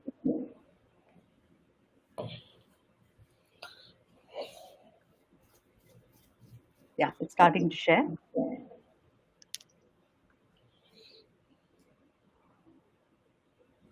Can you see now? Yes. We see it. Okay. So in this case, I have to go back and show you these two pictures. Yeah, this is the couple in love with Sudoku. And the creation, and a very nice composition. I personally like it. And this is Queen Victoria's bedroom. And I was talking about how girlish even a queen can be, with the pink flowers and the green leaves on her wallpaper, and a specially designed mirror sort of a creation. So this is what I meant by closeness. Pay attention to details. The next one, Tower of London. We talked about it being a dark building because a lot of prisoners have been killed here. So inside the Tower of London Museum, there are these, ammunitions, guns, and so on. It's a big part of this museum. And these are the details I'm talking about. Mahut of Udaipur, a nice, simple palace of Udaipur, had this beautifully contrast-oriented, painting on the wall, and it has such wonderful colors with a subtle amount of gold on the top. So really nice. And if you see on the left hand side, just as a juxtaposition, it's the board which is going to talk about that particular architecture. So I can choose to crop it. Well, I chose not to. Half full or half empty, right? This is a philosophical question. But coming to this particular image, which was shot in, I think, one of the Udaipur Amber Forts, I think, it could have been done either due to weather, or it could have been due to maybe destruction, or due to over a period of time. But I really think shooting an image like that, first of all, spotting it is the crucial thing. and then seeing that half of it has been done. So was the architect left it halfway, or did it really deteriorate? So that was the question I had on mind when I shot this. Buddhist monasteries, they're known for artistically made doorknobs. See, if you see on the left, it's Ladakh, one of the monasteries. The one on the right is a monastery in Bhutan. But if you see, they really, really love making these grand doorknobs. So if you just enter the monastery without even observing the doorknobs, then how do you shoot them? Well, this is our famous, most intricately done Belur and Halebeedu temple of Karnataka. Just think about the composition, which shows the zigzag. Like we spoke about two-dimensional aspect of in photography. Do you think that this has a subtle amount of three-dimensional effect? Yes, I would think so, because individual lines seem to go inside, then come out, and then go inside, then come out. So the angle with which you composed was a very crucial aspect. So basically, you sit down and shoot into the structure. So God is in the details, is what I'm trying to say. So I hope you get the point of what I mean by details. Pay close attention to it. Each one of the Shirabalikas is very small aspect of the entire building of Belur or Halebeedu. Next one. Whoever said outdoors is the best place? Well, let's try and see what indoors has to offer for us, right? See, what happens, guys, is most of our travels, we are so enamored, so enchanted by what we see outside. Wow, this is just an amazing building. So we spend so much time outside that we just have so little time to see things that are inside. So one of the out of the bitter experiences, what I do nowadays is first I enter the monument. First shoot inside, I complete it, and then come back outside and do the expand. So that's one of the tricks which has worked well for me. So look for anything indoors. Let me show you some photographs. This is the choir of St. Paul's Cathedral. By the way, the story, I won't go much into it, but St. Paul's Cathedral is strictly prohibited from photography. But I just fell in love with this place, and the guard who stands so big and tall, I made a request, can he allow just one shot? Just one shot. So he tells me, young lady, go stand where you have, I'll go ahead and you take just one shot. Just think about it, right? There were so many different conflicting lights here, exposure could have been tricky, and I couldn't take the camera from my hand into my eyesight. So whatever setting had to be done underneath me on my belly. And this was the only shot that I could take inside St. Paul's, and I think I'm reasonably happy with it. The best part about it is the inclusion of the book and the little, the choir stick kind of adds to the story. Halls of Belief in Cork. This is Inverary Castle in Scotland. Very grand, very royal, and just so beautiful, just like our Mysore palaces or the Charminar. There are a lot of Safdarjung museums in Hyderabad which have this exquisite chandeliers. So when we shoot such a palace, or when we go to such places where we can't go every other time, now I'm sure the flights are going to be even more costly, given that we have to maintain all the social distancing in the flights. So whenever you go to places like, just try to shoot with varied angles. In this particular situation, I had a tough time with subtle amount of tough time with exposure. Choosing the middle gray wisely is very important. And when you shoot a shot like this, just see the one on the right. The left one is basically the cutlery kept on the table, which is here. Do you see the yellow circle on the right hand side? So basically, that aspect of the architecture is what is shown in the smaller. So when you add the cutlery and take a close up of the table, it brings an added dimension to your coverage. Another angle to Inverary Castle. Beautiful light coming from the side windows. Coming to Royal Mahal of Rajasthan, the blues and the red. So most of the times when we're doing indoors, one of the biggest challenges I'm sure all photographers face, regardless of which camera you shoot with, is the technicality. Well, it comes with time. One of the fundamental ways to handle exposure is to try and meter off different points. Some people can look at HDR as an option, have bracketed exposures. You can have one plus, one minus, and one at a normal exposure and combine them together. Alternatively, you can just like I said earlier, it's a very slow, and we have a lot more time when we do architecture. So you can just stand here and take that right shot instead of really trying to do bracketed shots, going back home and stitching an HDR. I'm not a very pro HDR person. I've really not done any shots using HDR, but I do know, I have tried, and I do know it's a big solution to exposure issues. Panels of Europe. See, these are again interior shots, very beautiful. Right hand side is very nice. There's a nice scripture in the bottom. Again, a panel of Europe. These are about the saints, the popes, the the poets, writers who have been respected. A shot bottom up, again a panel of Europe. So in short, what I'm trying to say is the structure you are in. Be on a lookout for anything that's elaborate, delicate, or detailed. Yeah, apart from getting wowed or wondered about, wow, what an overall structure it is. See, just think about the image on the right. You know, it's such a lavish and massive one. How do you even have time to look at something small? Talking about black and white, it's a very interesting field. A lot of people, a lot of us here might be monochrome fans. Yes, representing a monument in black and white can have a mysterious, nostalgic, or a dramatic effect. So, just because it has a single hue, but it represents the vision more as an artist, and it is less real because not all monuments come in black and white, right? So basically, you're not really depicting reality. You're depicting a beautiful artistic representation of a monument that you fancy. But that's a photographer's choice. For example, the same Metropole parasol which you saw right in the beginning, which we talked about, the wood shafted creation in monochrome. This is called, I really like this image, but this image was converted into monochrome from this image.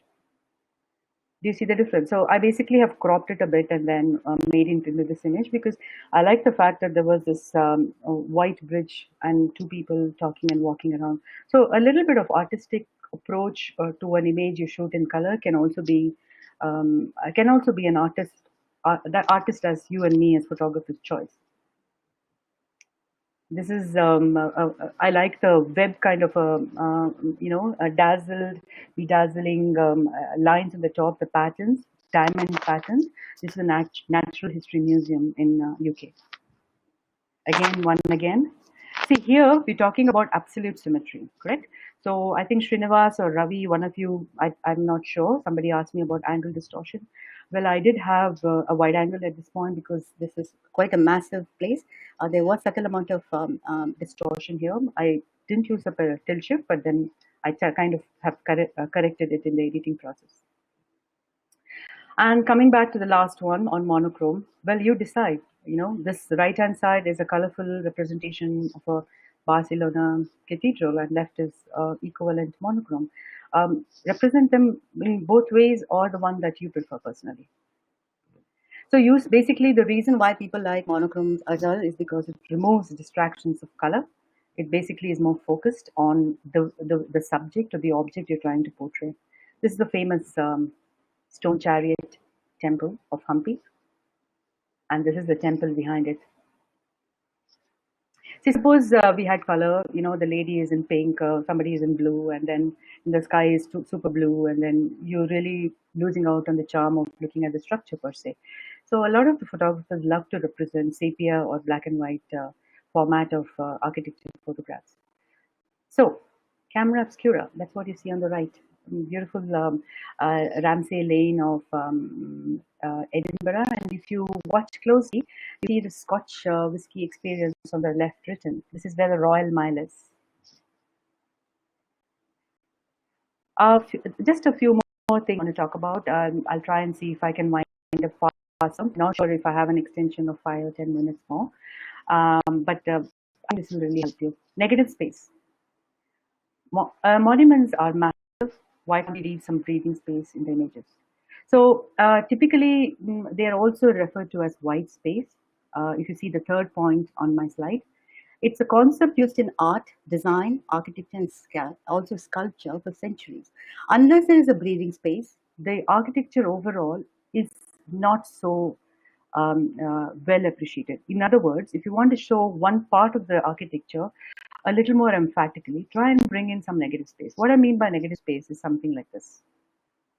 Your big part of the sky shown, but then you've shown the temple of Belur on the right hand side. Similarly, this is a monastery in Gangtok, and use of rule of thirds has done widely, which means 2/3 of the on the right is where the monastery has been placed.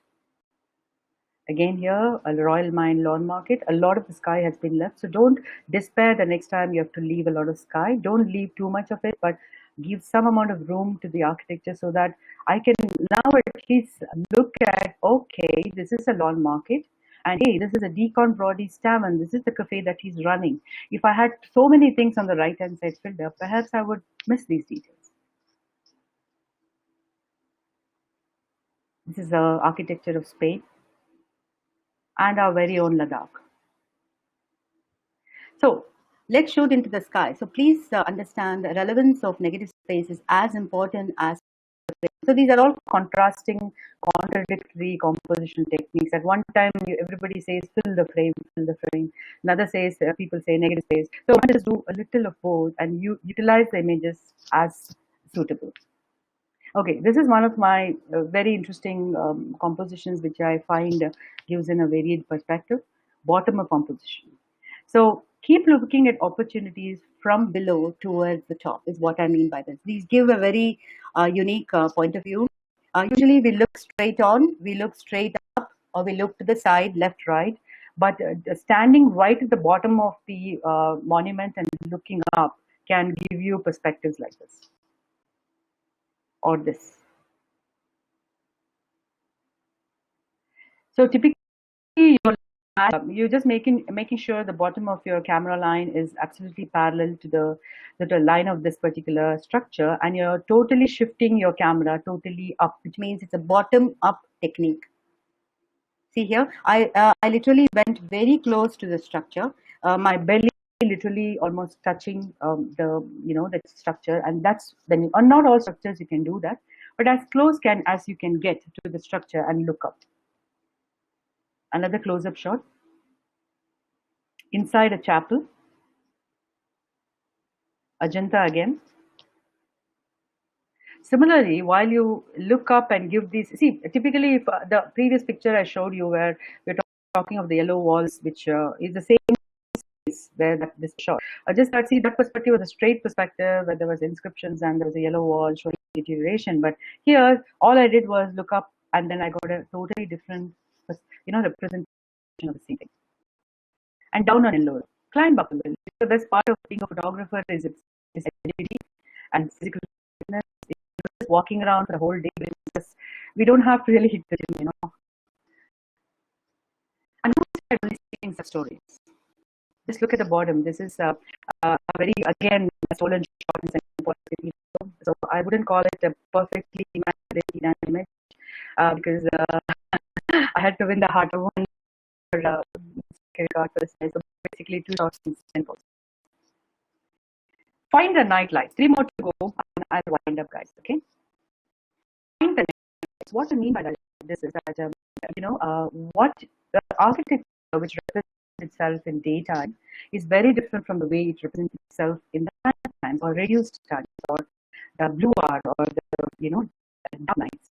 So something is very black can be very very elaborately exquisite when it is in the night. So go back in the night, even take a cab by yourself. Just try to go to the same place. Let's assume you shot this morning. Go back and see if you can do it in the night. This is Varanasi, London streets. This part of the building will never come up if the lights that were lit up, right? So it's a simple building which is brown in the morning, but then in the night, this kind of water comes out. Singapore, got it. Again, this is a short. Hema seems like we are stuck, so maybe if you could do something. Are we stuck again? We are on Ellora. Can you read Yeah, something coming up right now. I don't know, maybe there's I'm sorry for this, guys.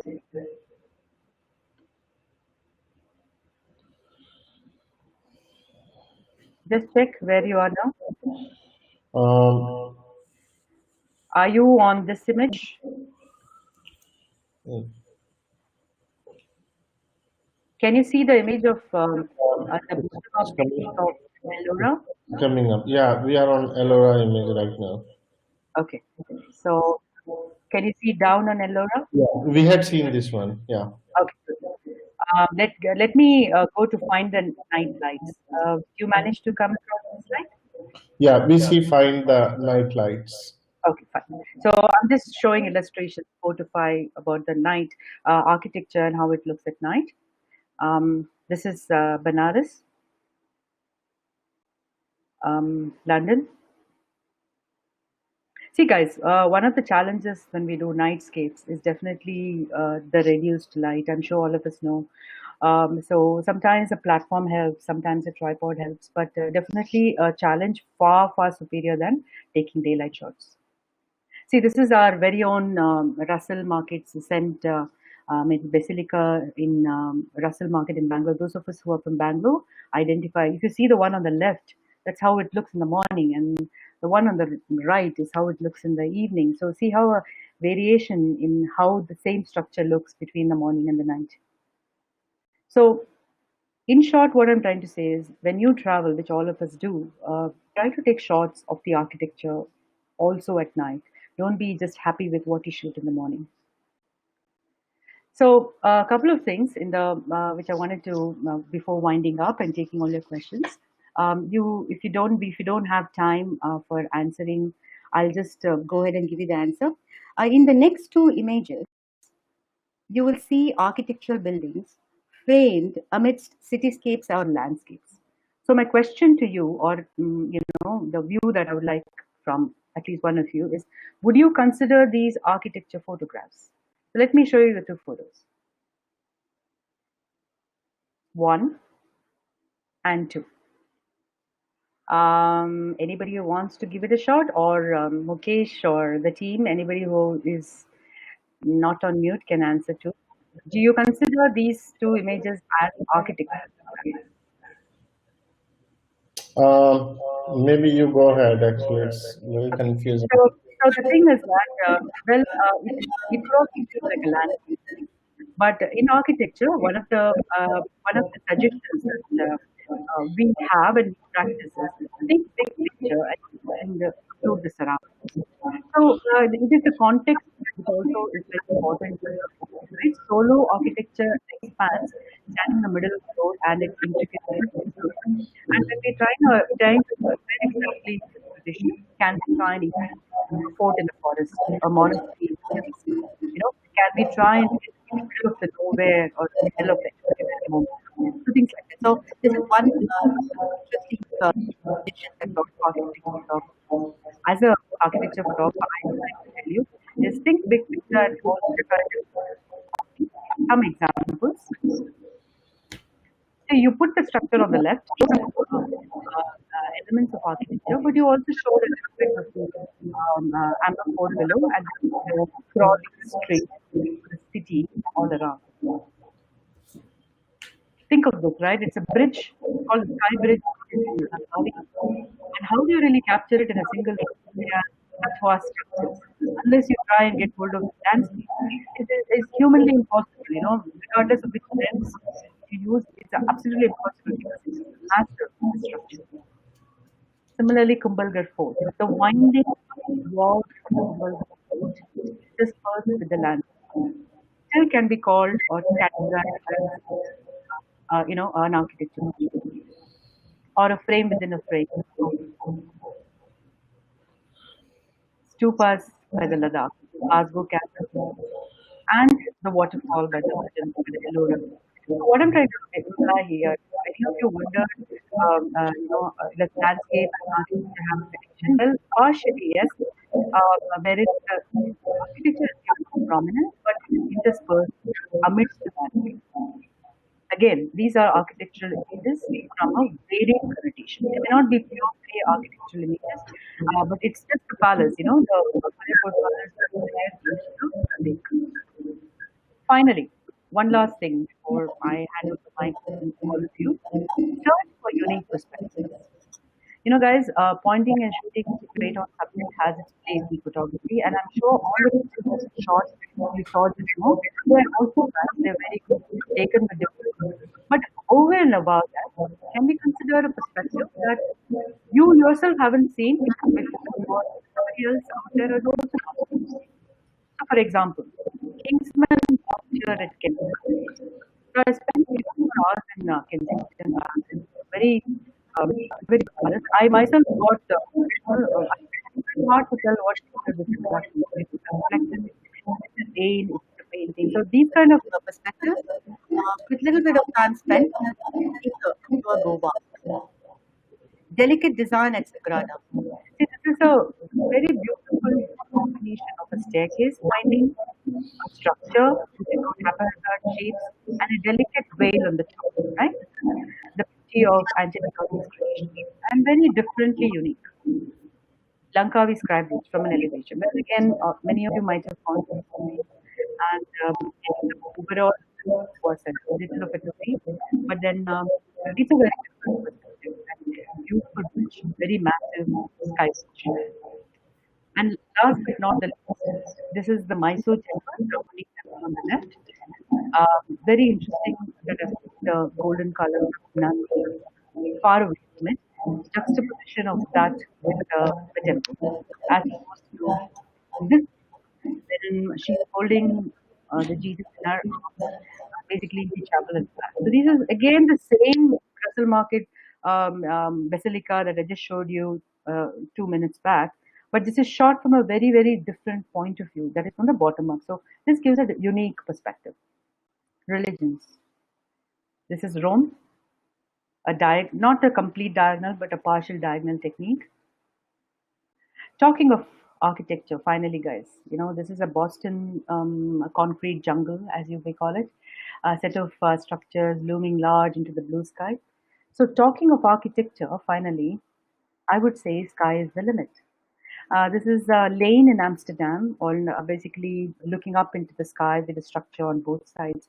So I would say to bring about some variation in perspective, not only makes you feel so happy, but also gives the viewers a variation in the perspective. So I would like to, before taking up questions and one couple of last two slides, I would like to say there's a nice little quote a Roman scholar had once. It reads as divine nature gave the fields, human art built the cities. So I'm really happy that every city of ours that we live in has structures that we can capitalize on. But it's very important that you research. If you don't, you won't be crucified. But if you research the reason why the architecture exists, then you can try and build, like someone asked me about portfolios, you can build a portfolio, like Barcelona Cathedral, right? I have a portfolio to present to you, and the 2 hours I could have presented just the Barcelona Cathedral, and no two images will be the same. So that's what I mean by variation and that happens when you do the research on particular architecture. So on that note, I'll leave you with panoramic shots. If you really wondered why I didn't talk about panoramas, I thought it was a no-brainer, and all of us know how to do panos. And in today's iPhones and Android phones, we have excellent capability to do panoramas. So for distinctly wide shots, this is Alcazar. Please use wide angle lens or your mobile panos, both vertical and horizontal, to do your panoramic shots. Well, on that note, I'm not sure if I have crossed 7 o'clock, but that's, I wanted to talk more, but I think 2 hours is what Mukesh gave me. So that's all we have time for today's workshop. On that note, if you have any questions, let's time to excavate, guys. And thank you once again for being part of this. I really, love making this presentation. The first time I'm making it for Chiiz, on architecture, and I really loved it. And thankfully, Mukesh, I must say a big thank you to you, because of you, a lot of the pictures were sitting in my heart that got processed. Um, Yeah, thank you, Hema. Like the second part of the journey was is again, like amazing. A lot of new things everyone got to learn. We have Sure, several questions which are open. We have limited time, so let's see what all we can cover. One of sure. the question asked about capturing the ancient architecture. Okay. How to avoid any new items which are put there, that may be some switches or lights on those ancient. And the part of that question is, this is by the different person, if there is no light inside that, what is the best way to work on? Yeah, these are very tricky ones. Yeah, so both the questions are very valid. Just think about since we spoke a lot about Ajanta, and these are caves. So obviously it's very dark, and this is an UNESCO heritage site, and therefore flashes are prohibited by the ASI. So yes, it is very tricky. So the best part about or the worst part about it is they have artificial ambient lights which are lit up so that the ceilings and statues can be lit up. So, two ways to go about it. The first question about switches and things. Well, these are occupational hazards. That's about it. In every photograph, you usually come up with a pole, or you come up with an electrical wire, you come up with a switch. So, if you are a person who knows, who can deal with avoiding that particular component, then that's the greatest thing to do. But if you think you just cannot avoid it because it ruins your composition, then one of the ways is you maybe clone or spot heal this particular aspect of it, like how in that Lord's Cricket Stadium, where I showed the tractor, one with the tractor and one without the tractor. All I had done was I used a spot healing tool or a cloning tool to remove that tractor. So one of the things you could do is go a little bit of editing, remove. That's one of the options. If you can compose without it, nothing like that. Coming to the second part of the question about the light, yes, the light is a big part of the story. ISO really helps, especially if you're looking at the high-end cameras, the 10 to 1 series, where your ISO performances are much better. Then you can even bump up your ISO to a tad bit higher, let us say 3200 or 3300. But it's very important to understand the limitations of your camera and how far your ISO can go, because otherwise you're going to end up with image noise. Alternatively, one other technique which I try, not always I suggest, if there is a lot of light, you can exposure lock. If you know about the concept of exposure lock, you can read light so constant of light, lock the exposure of that area, and then bring the area. What might happen is that your image might be slightly super dark, or the fact is the camera understands that you have more light because you have heated off the area which is more light. And then when you come back home, you can try and just correct a little bit of the exposure and bring back the light in the morning, which is currently a little bit dark. So these are the two ways you can look at it. Okay, thanks, Hema. And we have one more question. Do you use any external light? If yes, if you could share some insight. Answer is no, absolutely none. Not for architecture photography, where which is done. Any of these pictures you saw in the slide, but the way the slide is around 200 slides overall for the presentation, and none of the pictures had, flash involved. But at the same time, when you're doing commercial shoots, shooting a home interior, then yes, we need to utilize some amount of softbox. I have a speed light flash, some umbrellas, a softbox, depending on the architecture you're shooting. But so it's more the advertising of the commercial shoots the flashes are used for, rather than. So if you're looking at travel architecture, guys, you can do well without flashes, because most of the places you don't need it. Secondly, many of the places it's not allowed. Okay. Time for we have time only for two questions. Sure. One about the career. This message. This is from Ankita and two more people. How to make career or how to make money? The two Oh, questions will be the same answer to that yeah. in architecture photography. Okay, so I would say if you're a beginner, start with getting your work, recognized somewhere or showcased. Forget the word recognized; it's a little of a bulky word. I would say showcased.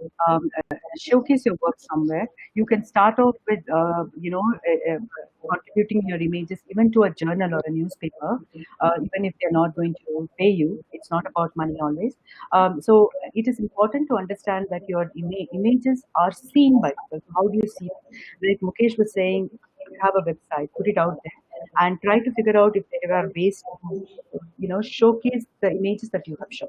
See, end of the day in photography, guys, it's a very low, hanging fruit, meaning the entry barrier is very low. Anyone who has a camera thinks they are good photographers, right? So it's very crucial to, if suppose Mukesh is going to hire me tomorrow for coming and shooting his event.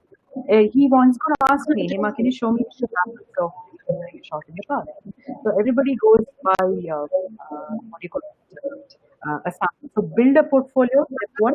Try to showcase it in platforms, not necessarily Facebook, but more authentic backgrounds. And look at if you can contribute to them. Just reach out and put out. And only at the last time, do some promotion with architecture without being paid initially. You don't have to pay for it. Once you work with it, and that's how it's a word of mouth. I would say. But guys, there are lots of these photography. I don't know, just dials and so of these aggregators out there who have opportunities for upcoming photographers to come and shoot architecture, a home, virtual reality, a little villa they can. So even those are actually going to give you less payment, but Okay. Hema, this is the last question. Who is your inspiration in architectural photography, especially some Indian architectural photographer, if you follow anyone, or who you suggest we should follow? Like any suggestion on that? well, it's very hard, to kind of even talk about these kind of things, right? So it is not a very like just now I'm showing that image where I'm just trying to look at a bunch of photographers whom I have looked at. Anybody from a contemporary, I've looked at literally a huge chunk of images from a lot of the photographers. A lot of Insta groups are there in architecture. So my inspiration has been from forums on architecture. I'm a part of the youth photography society as well in Bangalore, and we have some fantastic photographers in this group who excel in different variations of architecture imagery. So my suggestion, guys, to whomever asks this question is, I really see if you ask me street, I would say maybe Cartier-Bresson, for instance, one of my favorites. But in architecture, for me, it's a very thin line, very hard for me to follow. I draw inspiration from a lot of. But the interesting part, which I felt I must mention, is I don't think I've had the patience to be able to follow the style. So it's just been a self-evolved approach to the whole architecture, photography. Thanks, Hema. Guys, this webinar been possible because Hema accepted our request to be on this webinar. We request all of you to donate some money to Prime Minister's Relief Fund. We would really appreciate that. We have a link on our website. Please go there, and whatever you can, please donate that.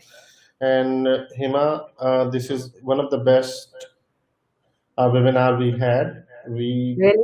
thank you very much. And closing note from you. And yeah, And please. wow, that's so nice to hear. It's so wonderful to know that we had a full house, and so wonderful to know that you guys like the presentation. And I would love to come and go to the page whenever any other any topics are there. Folks, but those of us who are still logged in, it would be wonderful to have you connected. I basically could not see any of you on the video, so it would be so nice to get in touch with each other. If you can see the coordinates by any chance, it's on the slide. Uh, do you see the coordinates? Sure, Hema. Yeah. So please connect with me. And I think a lot of questions I see are unanswered. I sure will answer them one on one. Sure, sure, Hema. Thank you very much. Thank you, everyone. And thank you very much, Hema. It was really some eye opening images we have seen, some good techniques we have learned. And I guess architectural photography is much more popular what I used to think. I guess a lot of people are interested in this. Okay. Thanks. And guys, stay home, stay safe, and see you in another session of our webinar. Have So a thank you good day guys. ahead. Have a nice evening. Yeah. Bye bye Thank, then. thank you. Bye. Bye. Yeah, Hima, you can disconnect, Shall I? Okay. please. 1 second, guys.